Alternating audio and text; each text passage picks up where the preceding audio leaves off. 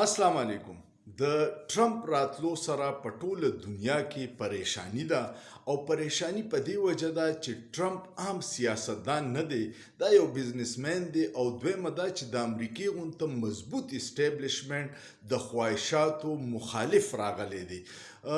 ولی ټوله دنیا کې پریشانی ده؟ یو خدا چې کم ملکونه او کم قوتونه د جنگ خواهشمند دي نو هغوی ته به مایوسي، ځکه چې ټرمپ په خپل کمپین کې ویلی و چې زما په دور کې به بل جنگ نه شروع کیږي او دا شته چې دي دا به هم ختمو.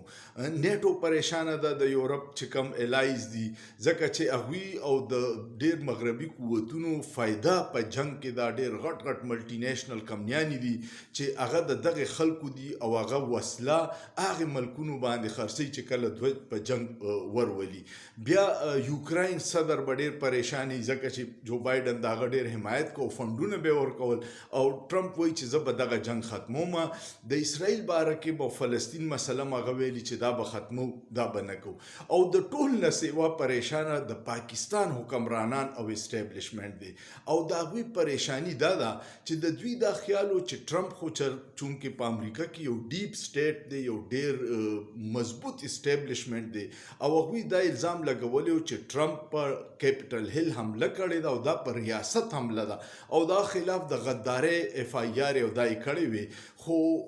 هغې نه باوجود هغه کامیاب شو. نو دغه د دوی دا خیالو زموږ د حکمرانانو د اسټابلیشمنټ چې ټرمپ خو نشي راتلی او د جو بایدن چې کم اثر رسوخ زموږ په دې خطه کې او په ریجیم چینج کې د هغوی کم رول نو دغه به برقراري او موږ به عمران خان په جیل کې اچولي او موږ به مزې کوو. نو هغه پریشانیانې اوس ډېرې سیوا شوې، ځکه چې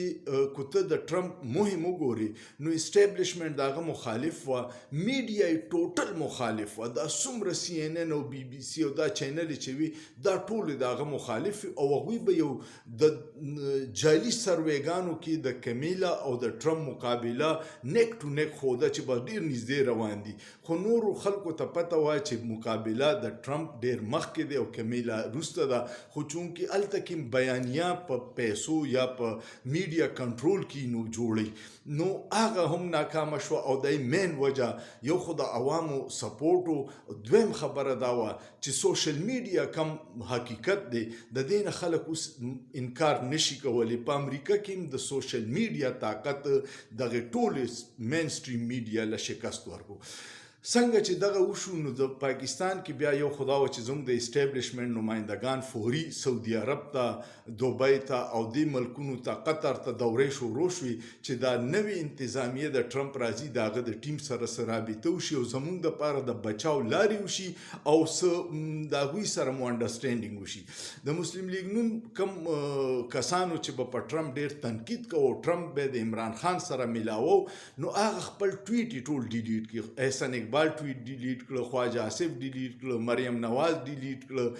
هنا پرویز بټ ډیلیټ کړه او بیا دغه زموږ اسټابلیشمنټ مشران خو سعودي عرب محمد بن سلمان او دوبۍ ته دورې شروع کړي، خو نور کسان چې دي نو جنیوا ته لاړه.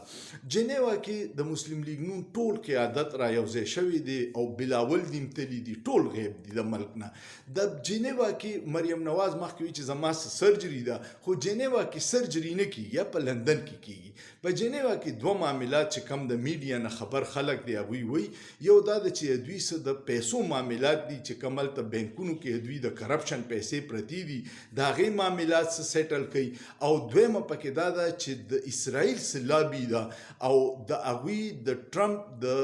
بچو سره مشترکه څه دوستان دي هغوی ته اپروچ کوي چې زموږ د دې ټیم سره د ټرمپ د ټیم سره رابطې بحالي شي او زموږ د تسلسل د حکومت روان وساتلی شي. نو دغه دوه وجې باندې هغوی هلته تللي دي. پاکستان چې دی نو امریکا په دوه طریقه، یو یې ډایرکټ کنټرول کوي، یو یې د سعودي عرب او د دوبۍ په ذریعه کنټرول کوي، ځکه چې سعودي عرب او دوبۍ چې کم دي نو هلته کې زموږ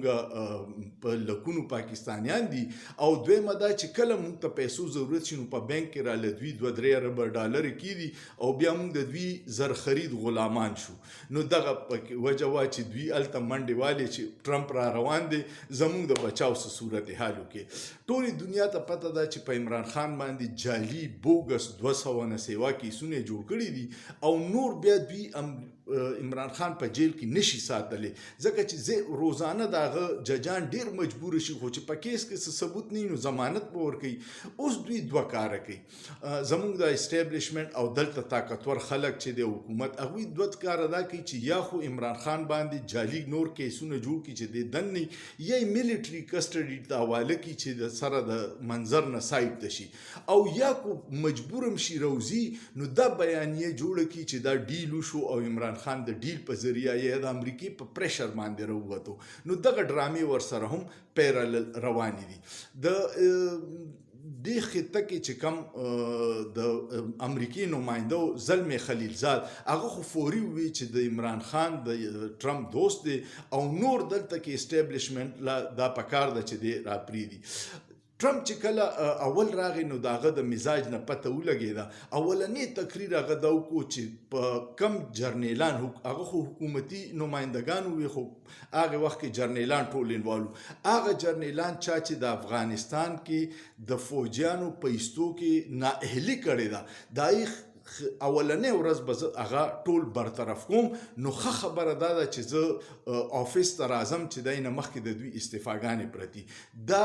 دومره پاورفل میسج دی ځکه چې د امریکای اسټیبلیشمنټ د هغه خلاف کوششونه کړي نو دی به موس هغه اسټیبلیشمنټ کسان ټول ختمولو کوشش کوي چې د په صدارت کې رکاوټونه کول نو دا د نورې دنیا اسټیبلیشمنټ ته یو پیغام دی چې غیر جمهوري قوتونو کارونه مکوي بس د عوامو نمایندگان چې کمی د هغوی اطاعت منظور کې او حقیقي عوامي لیډرانو لا چې کم کې جمهوریت مضبوطیږي هغوی له اقتدار ورکې کې نستاسو بم خیر نه امید لرم چې تاسو ته به اندازه شوي چې ټرمپ راتلو سره په دنیا کې هغه قوتونه ټول پریشان دي چې کم ظالمان دي کم غیر جمهوري قوتونه دي او کم د عوامو په حق ډاکه والي ده